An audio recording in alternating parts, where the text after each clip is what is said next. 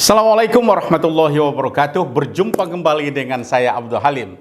Sahabat sekalian, pada hari ini pembahasan kita adalah khutbah Idul Fitri, isinya kok menghujat Presiden Jokowi, jamaah bubar dah.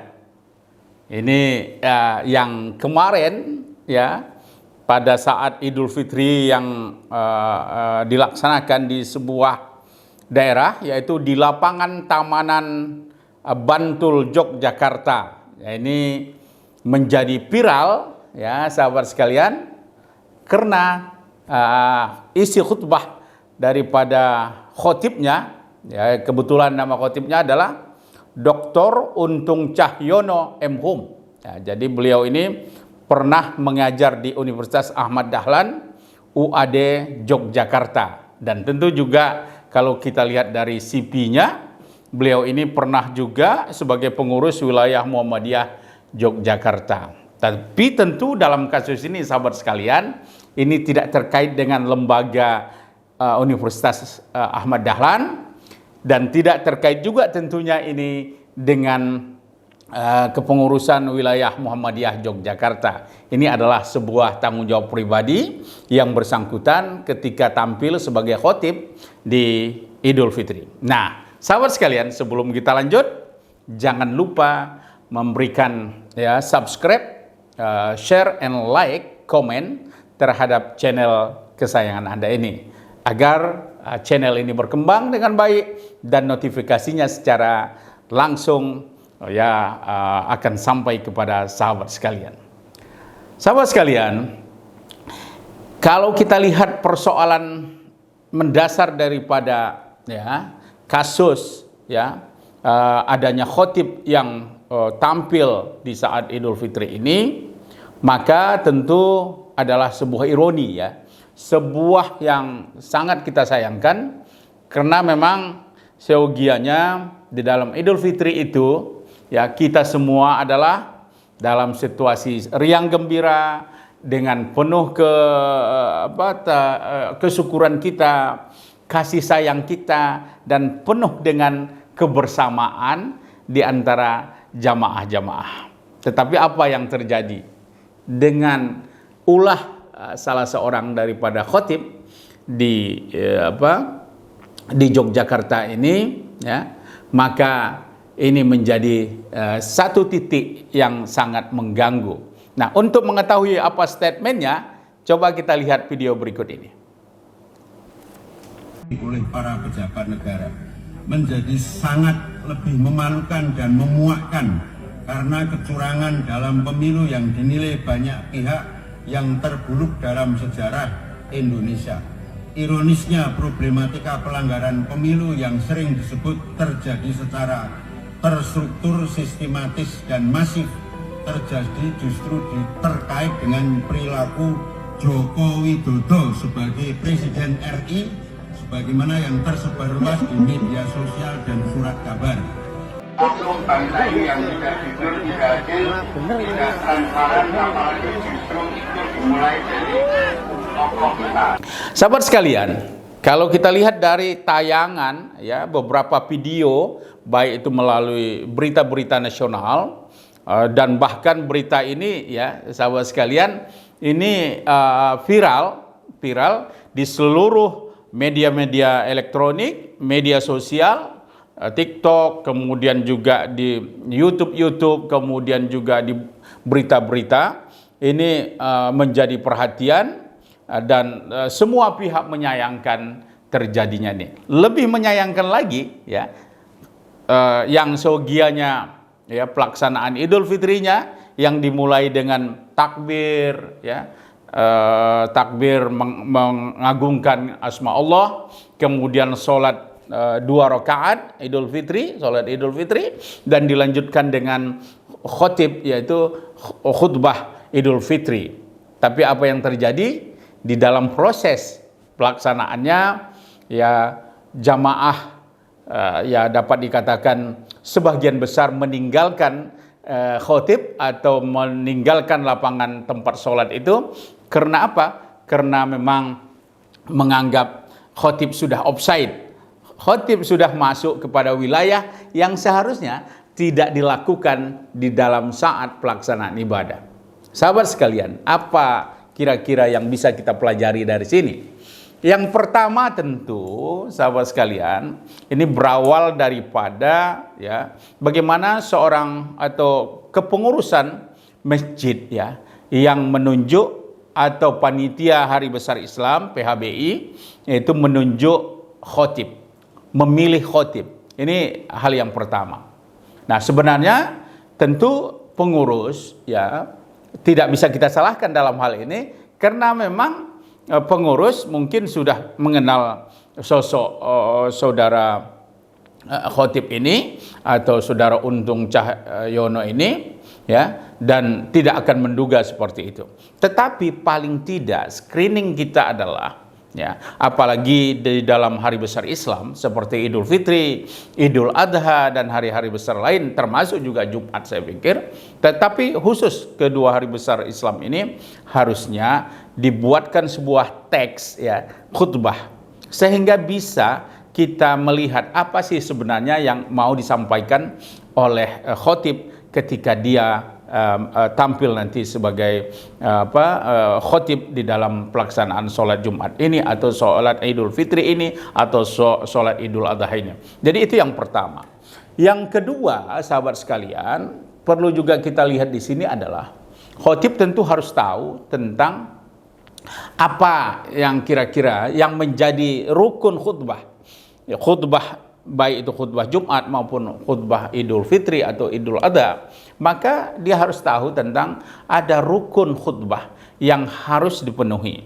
Yang pertama adalah yang umum saya pikir, sekedar mengingatkan kita kembali sahabat sekalian dimanapun Anda berada, yaitu pujian kepada Allah. Jadi kita alhamdulillahirabbil alamin nahmaduhu wa nasta'inu wa nastaghfiruh, biasanya seperti itu ya. Ini yang pertama yang harus dipenuhi. Yang kedua, ketika khutbah itu adalah mengucapkan selawat Allahumma sholli ala sayyidina Muhammad misalnya dan seterusnya.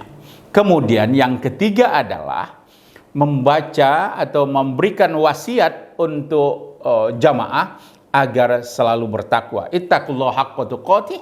Misalnya kalimat-kalimat seperti ini adalah bagian yang sering kita dengarkan di dalam pelaksanaan khutbah, baik itu khutbah Idul Fitri, khutbah Idul Adha dan khutbah Jumat.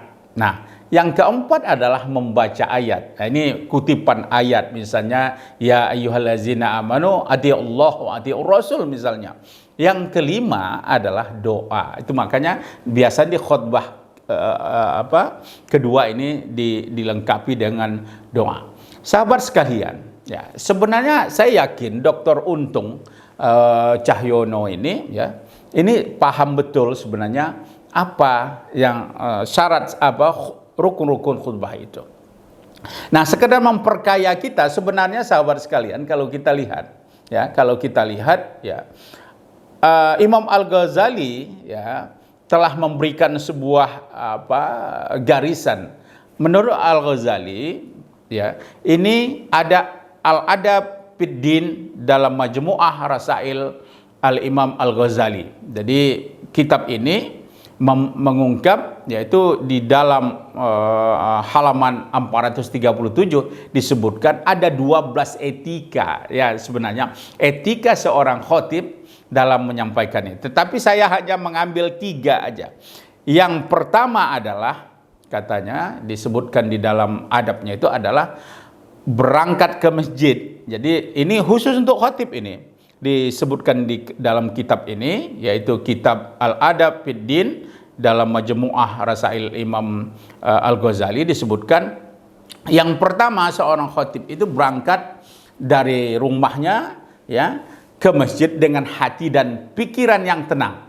Jadi seorang khotib itu memiliki membangun jiwanya dulu sebelum berangkat, dia membangun jiwanya, pikirannya, hatinya agar dia fokus dalam melaksanakan sholat Jumat, apatah lagi dia akan tampil sebagai seorang khotib yang memberikan nasihat kepada para jamaah. Jadi untuk diketahui bahwa menurut Al-Ghazali, Imam Al-Ghazali ya, khotib itu memiliki tanggung jawab yang penuh terhadap sah tidaknya. Jadi sah tidaknya sholat Jumat itu ditentukan juga, salah satunya ditentukan oleh khotib. Jadi kalau kita lihat, jadi khotib itu harus betul-betul paham, betul-betul memahami dan mengetahui tentang syarat-syarat dan rukun-rukun bagaimana seharusnya seorang khotib. Begitu juga seorang khotib, ya, secara fisik maupun non fisik dia harus tampil, performanya itu adalah perfect.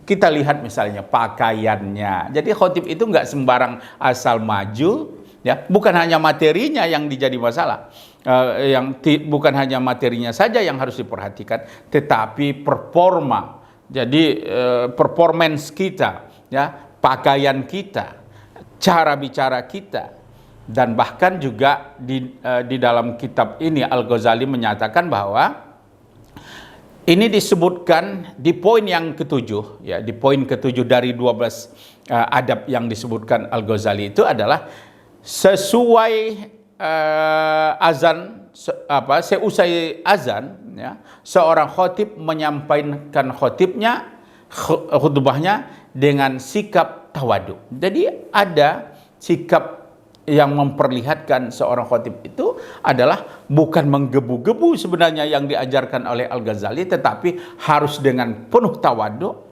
penuh lemah lembut, dan bahkan Imam Al-Ghazali melarang untuk menunjuk-nunjuk. Jadi kalau beda, ya, kalau dalam khutbah itu tidak boleh sebenarnya seseorang menunjuk-nunjuk, berkata kasar, apalagi ya menghujat. Di dalam hal ini poin ke-7 adab yang disebutkan itu adalah menggunakan jari pun, menunjuk-nunjuk itu adalah sesuatu yang harus dihindari, kata Al-Ghazali.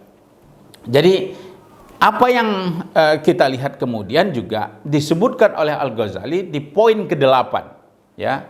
Jadi disebutkan khotib merasa yakin bahwa dan dia harus yakin bahwa apa yang disampaikan itu adalah bermanfaat, ya. Materinya disampaikan dalam khutbah harus dipastikan berisi tentang hal-hal yang bermanfaat, yang memupuk ketakwaan, memupuk akhlakul karimah, dan memupuk kebersamaan dan silaturahmi. Jadi jangan sampai khotib justru memprovokasi.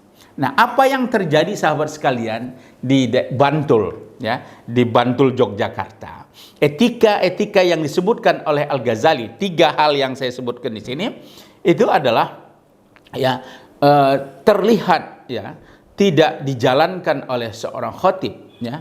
Yang tadi yang kita sebut adalah seorang khotib itu harus tenang pikirannya, tawadhu, dan dia harus memperlihatkan seorang yang betul-betul bijaksana, sehingga apapun yang ditampilkannya ketika khutbah itu semuanya adalah menjadi suri tauladan kita, keteladanan kita dari jamaah terhadap khotib yang nantinya akan dibawa pulang ketika selesai melaksanakan sholat atau ketika selesai mengikuti khutbah. Nah, kita sangat sayangkan sekali sahabat sekalian, ya, bagaimana misalnya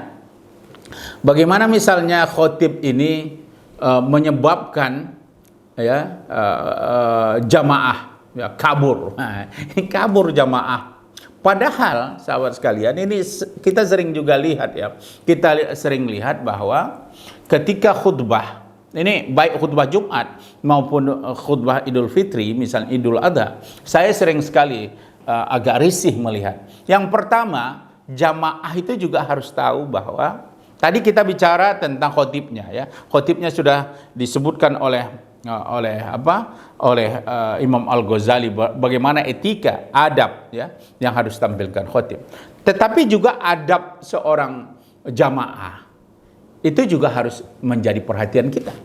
Yang pertama adalah kita harus pahami bahwa khutbah, apakah itu khutbah Jumat, khutbah Idul Fitri, atau khutbah Idul Adha, itu adalah bagian daripada sholat. Jadi maka apa yang dilarang dalam sholat, maka dilarang juga ketika pelaksanaan khutbah.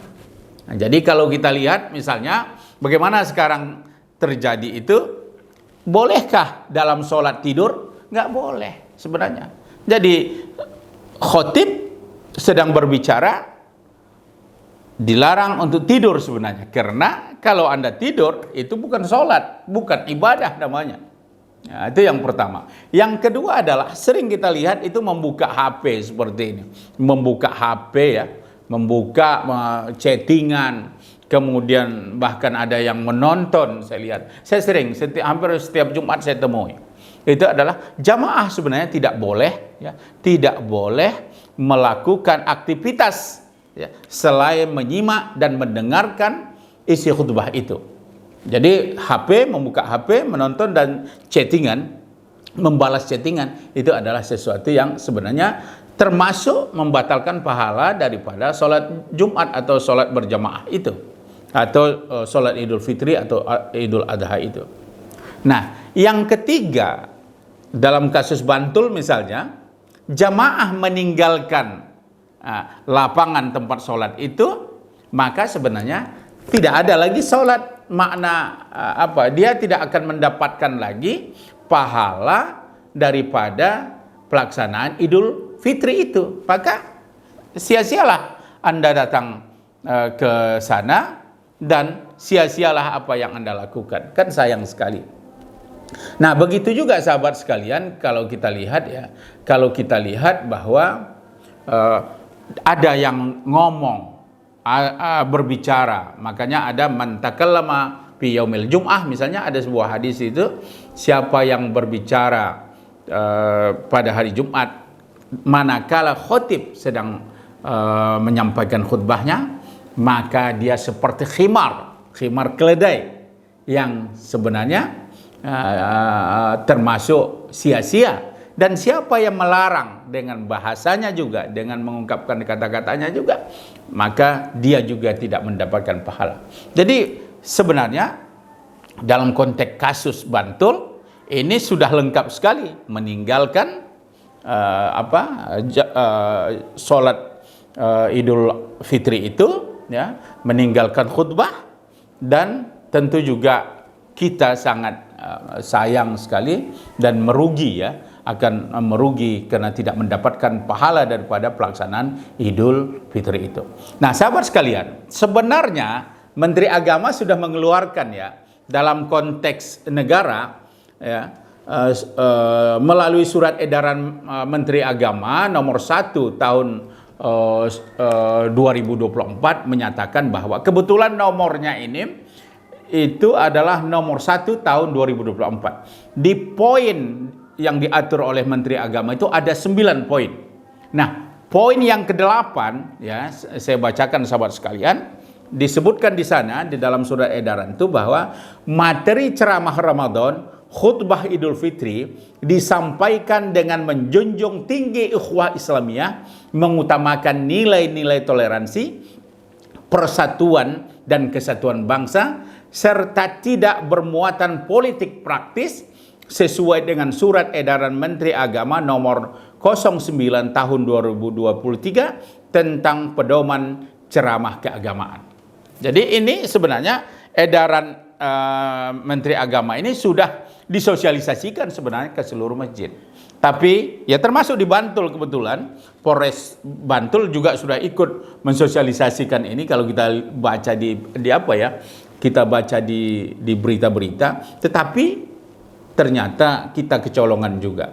Jadi disinilah barangkali perlu terus kita pupuk literasi agar khotib-khotib, dai-dai dan mubalik-mubalik itu memahami fungsinya dalam menyampaikan dakwah keagamaan, khutbah Jumat, khutbah Idul Fitri, Idul Adha, dan pengajian-pengajian lainnya. Jangan sampai apa yang dilakukan itu adalah bertentangan dengan apa yang seharusnya ditentukan oleh agama kita. Semoga kejadian-kejadian seperti ini tidak terjadi lagi di dalam pelaksanaan ibadah kita.